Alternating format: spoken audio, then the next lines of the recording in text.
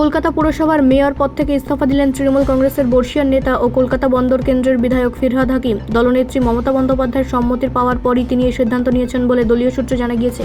এই ঘটনাকে ঘিরে রাজ্য রাজনীতিতে ব্যাপক আলোচনা শুরু হয়েছে।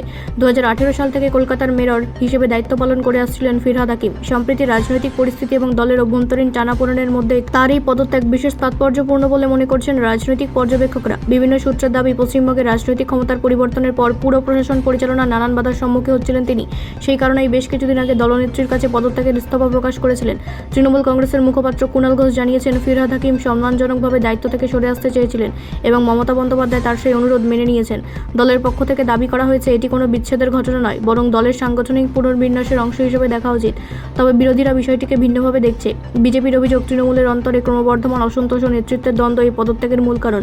বিজেপি নেতার দাবি, সাম্প্রতিক সময় দলের মধ্যে যে অস্থিরতা, গোষ্ঠীদ্বন্দ্ব প্রকাশ্যে এসেছে, ফিরহাদ হাকিমের ইস্তফা তারই প্রতিফলন।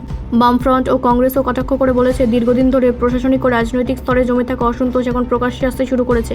তাদের মতে এই পদত্যাগ রাজ্যের দলের অভ্যন্তরীণ সংকটকে আরও স্পষ্ট করে তুলেছে। অন্যদিকে তৃণমূলের একাংশের বক্তব্য, ফিরহাদ হাকিম এখনও দলের অন্যতম গুরুত্বপূর্ণ মুখ এবং ভবিষ্যতেও সংগঠনের কাজে তাকে গুরুত্বপূর্ণ ভূমিকায় দেখা যাবে। দলীয় নেতৃত্বের দাবি, এই পরিবর্তনের ফলে সংগঠন ও প্রশাসন নতুন উদ্যমে আসবে। রাজনৈতিক মহলের মতে, কলকাতা পুরসভা নির্বাচন এবং ভবিষ্যৎ সাংগঠনিক রূপরেখার আগে এই পদত্যাগ তৃণমূলের জন্য একটি গুরুত্বপূর্ণ মোড়।